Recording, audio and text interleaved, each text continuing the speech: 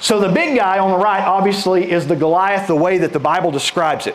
He was over 9 feet tall. The guy on the far left is the 6'9" guy that we see and that I think a lot of scholars start to go towards.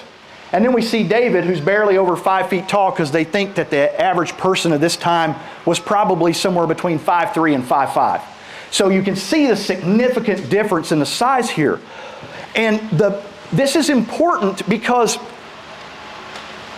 this is a spiritual battle. The Bible tells us that these angels came down and had relations with humans and had these offspring that were horrible people. Now, and you say, well, but no, they're not, it was just, that's not what that means and that sort of thing. But if we go to Joshua chapter 11, verse 21, at that time Joshua went and destroyed the Anakites, which was one of these races of giants, from the hill country, from Hebron to Beer and Anab, from all the hill country of Judah, and from the hill country of Israel. Joshua totally destroyed them in their towns. Now, if you stopped right there, you're going to think, see, there was no more giants in the land. They all wiped out. But if you read verse 22, no Anakites were left in the Israel territory. Only in Gaza, Gath, and Ashdod did they survive. Goliath was from Gath. Now, even after David became king, even after this great battle, even down the road, they are still dealing with these giants. And if we look at 1 Chronicles 20, verses 4 through 8, we see in the course of time, war broke out with the Philistines in Gezer. At the time, Sibbecai, the Hushathite, killed Sippai, one of the descendants of the Rephaites. Now, this is another group of those giants. And the Philistines were subjugated. In another battle, the Philistines, Elhanan, son of Jair, killed Lami, the brother of Goliath the Gittite, who had a spear with a shaft like a weaver's rod. And we're going to see that terminology again. In verse 6, in still another battle which took place at Gath, there was a huge man with 6 fingers on each hand and 6 toes on each foot, 24 in all, and he was a descendant from the Rapha. This is that same group of giants. When he taunted Israel, Jonathan, son of Shemiah, David's brother, killed him. These were the descendants of Rapha in Gath, and they fell at the hands of David and his men. So even back then, we see this continual fighting. Even if we go extra biblical. Now you may say, I just think it's so important for us to understand the spiritual battle side of this. Now if we go back, the Egyptians had an account of this about 1300 BC. They found Egyptian documentation in papyrus that talk about the Canaanite people, and that they had these people in there that were 5 cubits from their nose to their feet. So that's that 9 feet that we were talking about. And then it said, but then Goliath was a span. Well, a span is the distance between the end of your pinky and your thumb. So if they measured from the nose, that would be the size of Goliath's forehead. So just an interesting observation there. In verse 5, he had a bronze helmet on his head and wore a coat of scale armor like a serpent, weighing 5,000 shekels. That's 125 pounds. Now, if this was just some guy with gigantism, you've seen people who their pituitary gland has malfunctioned and they become very large and tall. But are they very dynamic people? Or do they have lots of scoliosis and balance issues and all kinds of orthopedic issues? This is not who we're dealing with. We're dealing with a spiritually influenced monster. In verse 6, on his legs he wore bronze greaves and a bronze javelin was slung on his back. His spear shaft was like a weaver's rod. There we see that term again. And its iron point weighed 600 shekels. His shield bearer went ahead of him. Now, This is crazy because that means that the spearhead weighed 16 pounds, 11 ounces. With the weaver's rod kind of post, that puts it up over 30 pounds. So this guy's pushing 150, 200 pounds of armor, throwing 30-pound spears, and he has an armor bearer who's walking out in front of him carrying this giant shield.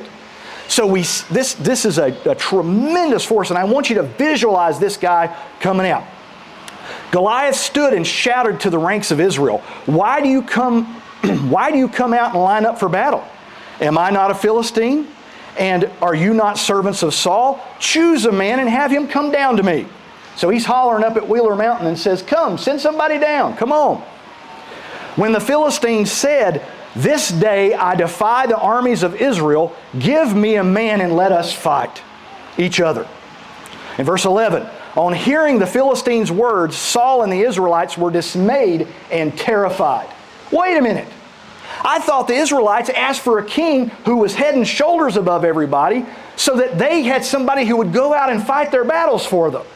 That's what it said. That's what the people told Samuel they wanted. They wanted a king that would go out ahead of them and fight their battles. God had brought them through the Red Sea. God had brought them through all the plagues of of Egypt to get to be released. They had seen these signs and wonders. They seen God leaving them food and water coming out of rocks and being led by pillars of fire. They saw an army crushed under the water that they had just walked through. They saw all of this, but they still demanded more. And this king is letting them down, and he's sitting there in fear. In verse 12, now David was the son of an Ephrathite, which is the old name for Bethlehem, named Jesse, who was from Bethlehem in Judah. Jesse had 8 sons, and in Saul's time, he was very old. In verse 13, Jesse's 3 oldest sons had followed Saul to war. The firstborn, Eliab, the second, Abinadab, and the third, Shammah. David was the youngest.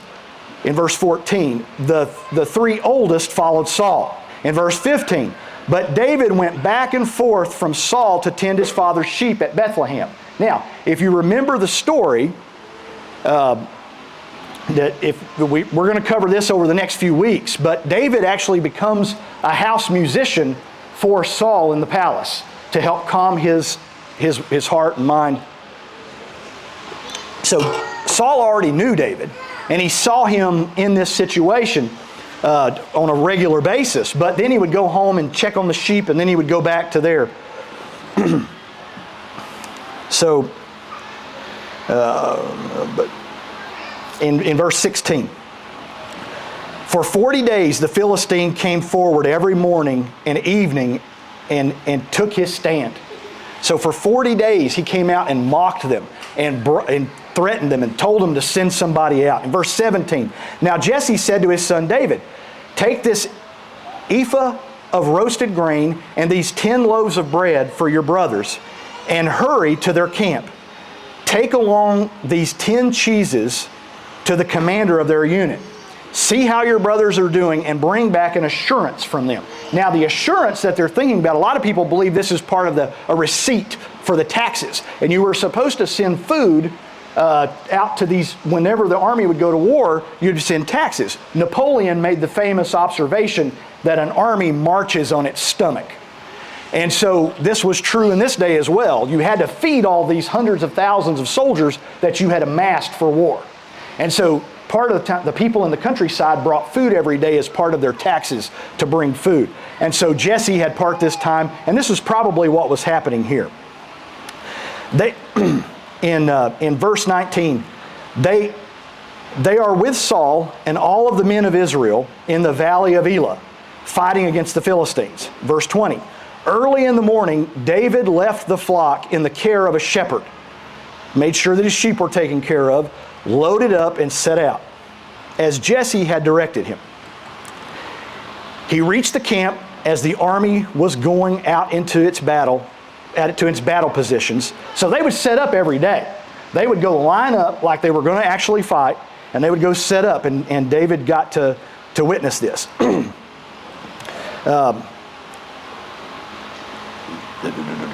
Verse 20. Early in the morning, David left the flock in the care of a shepherd, loaded up and set out, as Jesse had directed. He reached the camp of the army in the battle positions, shouting the war cry. In verse 21, Israel and the Philistines were drawing up their lines facing each other.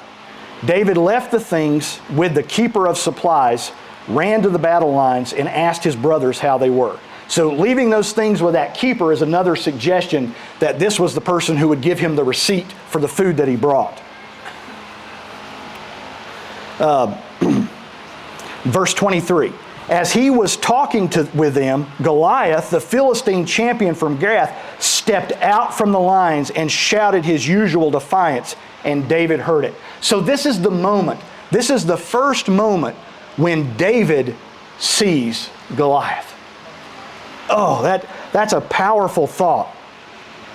I used to tell Audrey and Jack this story when they were little. And Elizabeth and I were talking about it, and I just love this story so much. And I would sit there with Audrey when she was just tiny, and she would sit in my lap, and I would tell her, and I'd say, and then they said, and I will feed you to the birds of the air. And Elizabeth would walk in and hear me saying things like that, and she would say, oh, Travis, you're going to give her nightmares. Because I would talk about cutting off the head, and her little mouth would she was so amazing. And then when we'd get done with the story, though, she would go, again? She would want me to tell it again to her. So that was her favorite bedtime story. In verse 24, whenever the Israelites saw the man, they all fled from him with great fear. So imagine this. They would run away from their battle lines. They're lined up here for the battle, and they saw Goliath walk out. He'd done it for 40 days. And they still would go and just start getting behind trees and rocks and making sure nobody didn't push them to make them look like they're the ones volunteering. Because we all have friends like that.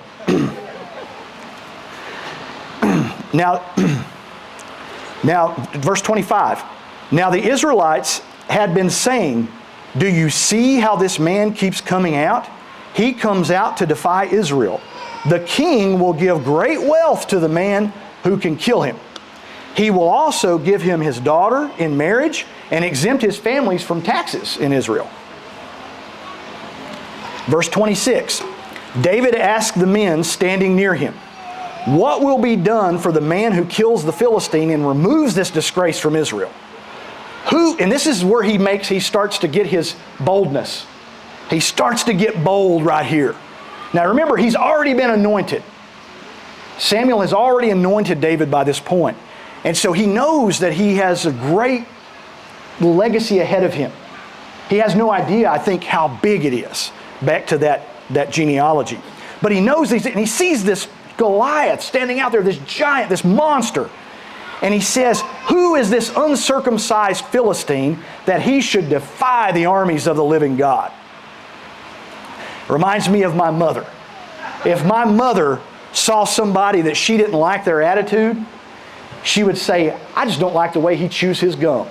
I don't know what that means, but that's what my mother was saying. I think about that when I see David just looking like, everybody else is scared to death, and David's like, I don't like the way this guy chews his gum. I mean, it's that kind of thing. He just doesn't understand. His boldness is there, and we're going to talk about how he got that boldness in a minute. Verse 27, they repeated to him what they had been saying and told him, this is what will be done for the man who kills him. Verse 28, when Eliab, David's oldest brother, heard him speaking with the men, he burned with anger at him and asked, why have you come down here? And with whom did you leave your few sheep in the wilderness? Now notice that. Now I'm going to make an observation here. There is nobody that can hurt you worse than family. There is nobody that can stab you deeper than people you love. And there is nobody who has more potential to destroy what you can do for God than the people who love you around you who doubt your purpose. And that's what we're starting to see here with David's brother. And with whom did you leave your few sheep? He even starts to ridicule David's job. He even belittles not only that he's a shepherd, this lowliest job in this countryside. It's the baby brother, the freshman is the one that gets this duty. This is his job. He watches the sheep. Not the older brothers that go off to war. He's the one watching the sheep.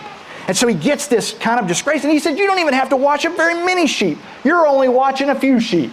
He even belittles not only the job, but the quantity of the sheep he watches. I know how conceited you are and how wicked your heart is. You came down here just to watch the battle. I would love to hear this brother after this. We don't get to hear it. But can you imagine the people in your lives who have doubted you, who are so quick to throw up your past? You're saying, you know what, I'm going to make a stand for the Lord. I'm going to do this. And then you have people who say, well, I'm glad he's sobered up enough to do that. You know? This is what happens. And heaven forbid we're the ones that are doing that to others. Don't do it. Encourage. When you see people start to make a stand beside them. Stand beside them. Don't try to tear them down. And we see that here. Thank the Lord. David's he's got a freight chain of momentum behind him, or he would have fallen right there. He would have just said, you're right, and just gone back to the sheep. And what would have happened then? Hey, insulting one little shepherd boy at a battle with hundreds of thousands of soldiers could have changed the course of history. You never know who you are destroying and what you're destroying when you tear people down. You never know what you're building when you encourage somebody and build them up. Don't forget that. In verse 29, now what have I done, said David. I can't even speak. This conversation has happened to so many families. Probably every family in here has had this kind of conversation. The only thing about it is it probably didn't happen on a battlefield. Verse 30, he then turned away to someone else and brought up the same matter, and the men answered him as before. In verse 31, what David said was overheard and reported to Saul. Saul sent for him. David said to Saul, let no one lose heart on account of this Philistine. Your servant will go and fight him. Wow. Saul had a very logical response. In verse 33, he says, you are not able to go up against this Philistine and fight him. You're only a young man, and he has been a warrior from his youth. Not only had the Philistines prepared this monster, but the demons of hell had prepared him. He was prepared and set up and to stop the lineage of Christ. Do you think the devil spared any effort or expense? This dragon wanted this monster on this field to destroy the lineage of Christ. This was no easy task. David said to Saul, verse 33, he's already said that. Verse 34. In verse 34, but David said to Saul, your servant has been keeping his father's sheep. Now notice this. The very first thing he tells is not his resume of killing the lions. His resume of killing bears. He says, I've been watching my father's sheep. That's the very thing his brother threw up in his face to tear him down. I go over this all the time, but your story is so important. You have to embrace what God has brought you through. Please do. You have to embrace that. Because it's the very thing that's going to give you, the things you've been through and the struggles that God has brought you through are the very things that are going to give you the ability to accomplish that great battle that you're up against in your life. So don't ever belittle it. Don't ever throw it aside. It's that important. He says, I love this. He said, your servant has been keeping his father's sheep when the lion or a bear came and carried off a sheep from the flock. I mean, he actually had it happen.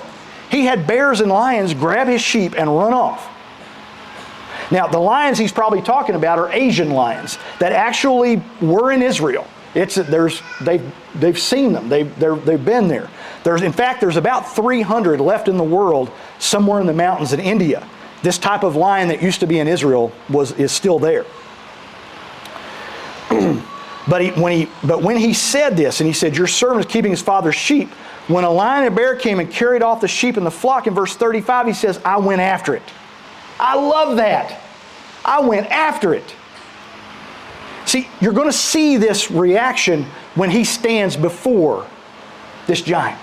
He just goes after it.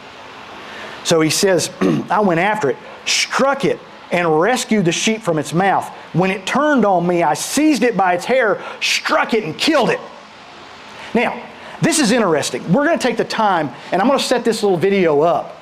But I wanted to know what it looked like. I mean, I wanted to know about David, and I wanted to know about these slings. I wanted to see how it worked. Like, how does that work? And I found all of these amazing videos of these guys that are turning flips and slinging this sling and slinging this rock really hard and busting watermelons, and it was so cool. But then I saw this little home video of a man who found these shepherd boys, these little brothers, watching sheep in the mountains of Afghanistan.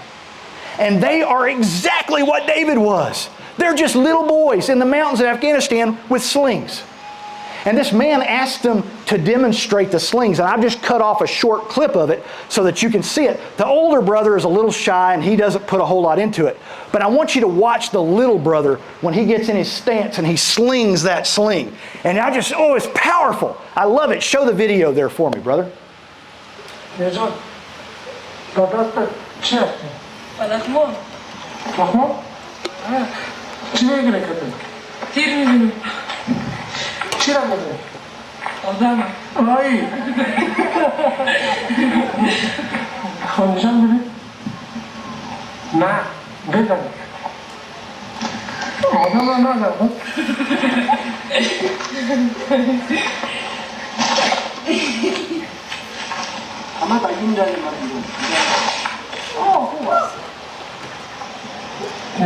That's it. That's just a restart of the video. But isn't that cool? I just love that little brother, buddy. He got into it. He got down in that stance and he shot that rock, and you just see that. But that's little shepherd boys today still in those mountains in Afghanistan watching sheep and doing that. So this you can kind of see what David probably would have looked like. I just love that. But in verse 36, your servant has killed both the lion and the bear. This uncircumcised Philistine will be like one of them because he has defied the armies of the living God. I just love this. Imagine this is coming out of a boy. You know, this isn't a great warrior with lots of victories on battlefields like Goliath. This is a boy.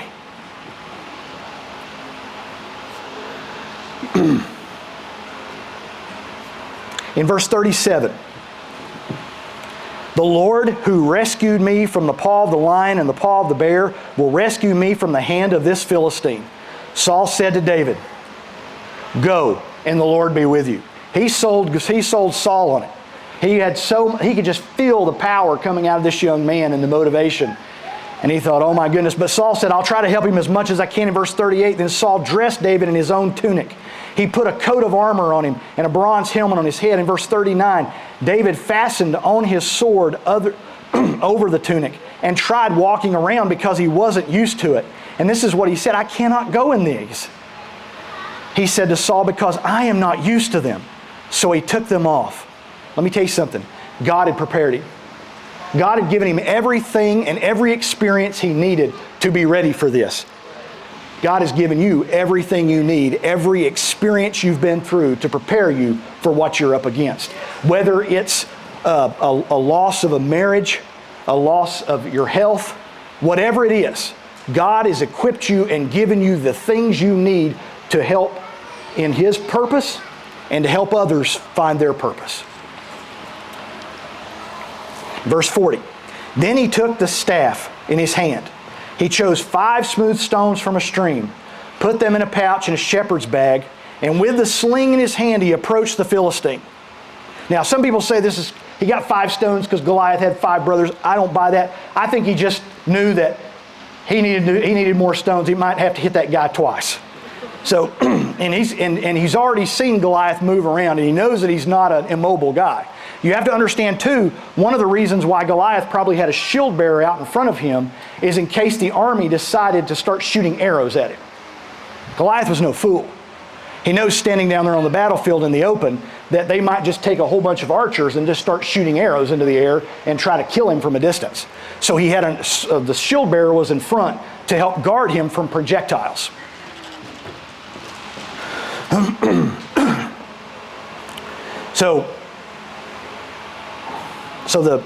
We're going to go ahead and look at, shepherd's bag, and he approached the Philistine. In verse 41, meanwhile, the Philistine, with his shield bearer in front of him, kept coming closer to David. So remember, the shield bearer is still walking in front of him for projectiles. Now, David does some things here that are pretty clever. Verse 42, he looked David over and saw that he was little more than a boy, glowing with health and handsome, and he despised him. Now, this is significant. Excuse me. But we think that this despising is the same despising that David talks about when he's prophesying in Psalm 22. It says, I am a worm. Remember that when we talked about Jonah? And he started talking about that I am a worm and not a man, scorned by everyone, despised by the people. So this is, we believe that David kind of got this idea from this as well, and he ties it to Christ.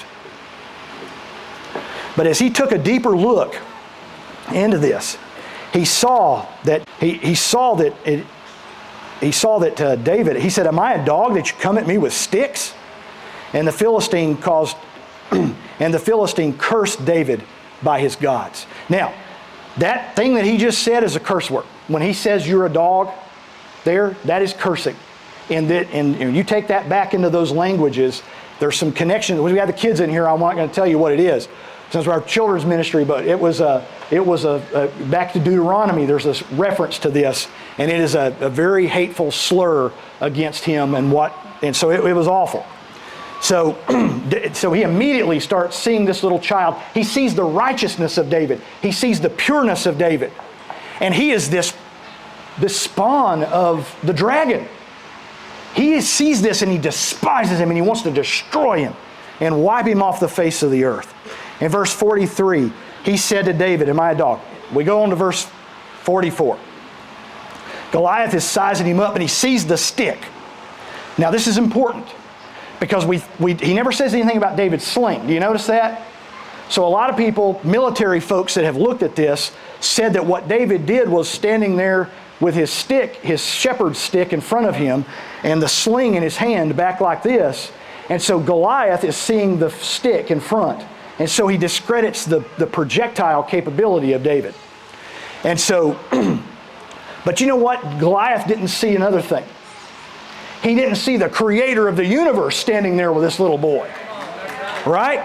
He didn't see the sling, but he also didn't see the creator of the universe standing next to this little boy. That's amazing. In verse 44, he said, come here, and I'll give your flesh to the birds and the wild animals. In verse 45, David said to the Philistine, you come at me with a sword and a spear and a javelin, but I come against you in the name of the Lord Almighty, the God of the armies of Israel, whom you have defied. Woo! Imagine the voice difference. Think about this. Goliath probably has this really deep voice, and David's probably barely breaking puberty, and he's squeaking in and out while he's saying this. So it's insulting to Goliath on a whole nother level. He has no idea what's about to happen to him. He just insulted that this is who they send out after 40 days.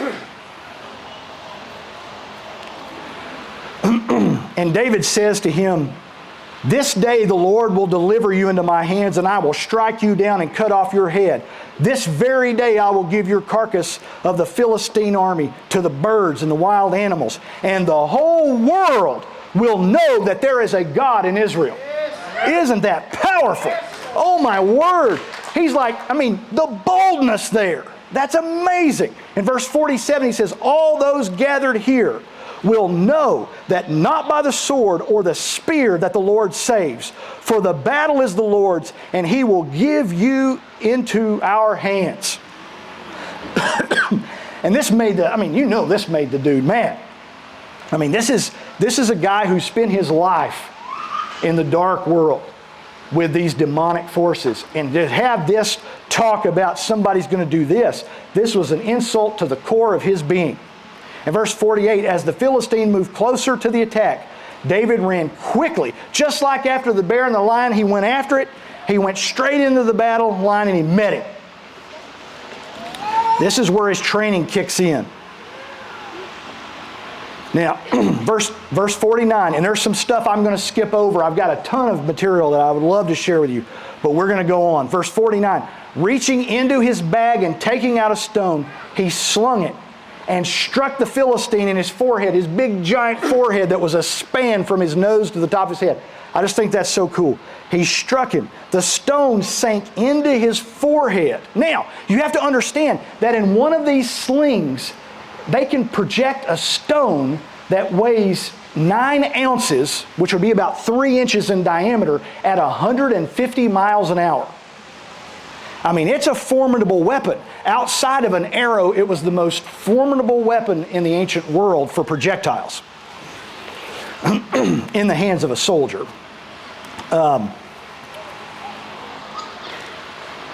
In verse 50, so David triumphed over the Philistine with a sling and a stone. Without a sword in his hand, he struck down the Philistine and killed him.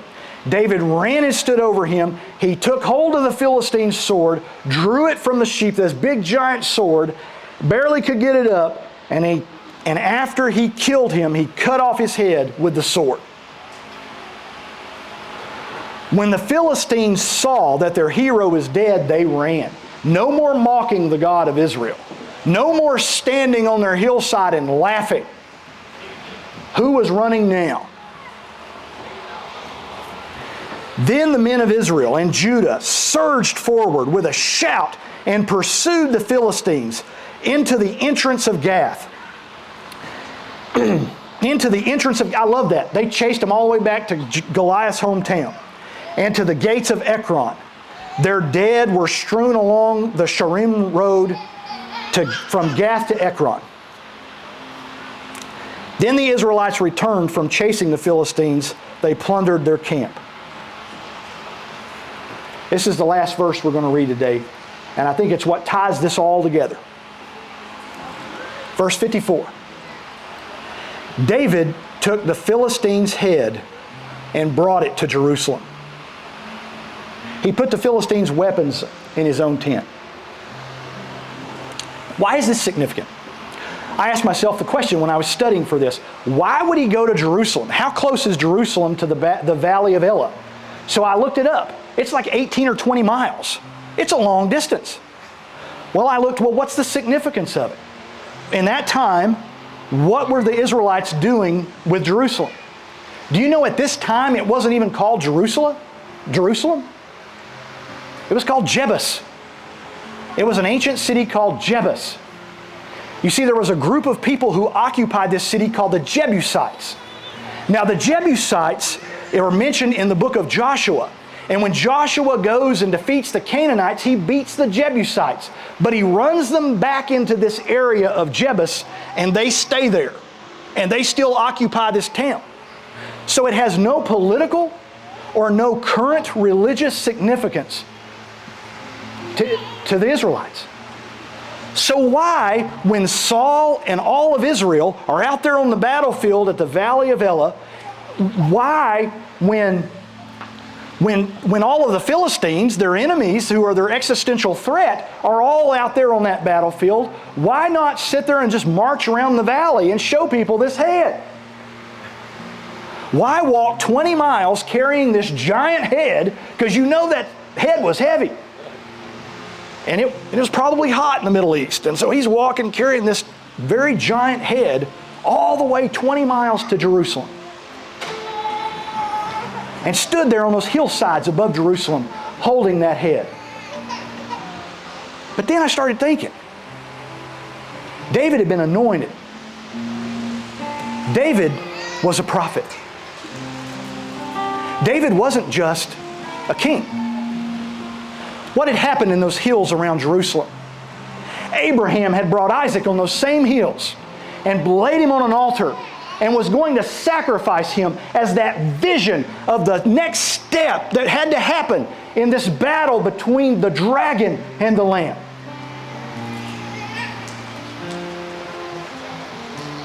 "1,200 years into the future, that Lamb was going to be hung on a cross on those same hillsides outside of Jerusalem." Think about that. David was foreshadowing and showing the spiritual significance of this battle. This head was there to say, remember what happened in Genesis 3? Remember what God said to the serpent? "You'll bruise his heel, but he'll crush your head." That is the significance of this story. It's the significance of the bloodline of Jesus. It is the significance of the defeat and the future defeat of that serpent and what was going to happen. Imagine that. Now this morning that you're here, you need to understand you are a part of this battle. There is no neutral side. You are on the side of the dragon, or you are on the side of the Lamb, or let me say this, the Lion who became a lamb for you. You pick your side. It is time to draw the battle lines and pick your side. It is no more sitting on the sidelines. You cannot do that. Your children cannot afford for you to live that way. Your families cannot afford for you to live that way. It is time for you to boldly walk out on that battlefield with all of your baggage, all of the things God has brought you through, and stand before those giants in your life with boldness, because the Creator is standing with you. I want you all to stand. We got a very special closing song this morning. If during this time, please come forward. Give your life to Christ. Or don't leave here without talking to somebody who can show you. We've got people who can. You can come find me afterwards and we'll get you set up. Do not leave here without knowing which side you're on. If you're a Christian and you've given your life to Christ and you know that, but you've been on the sidelines of this battle.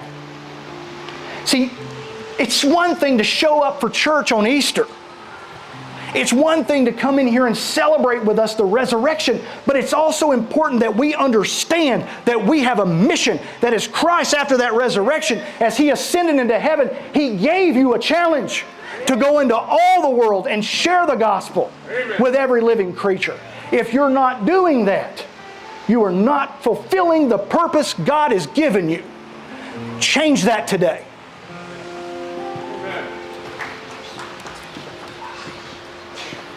Amen.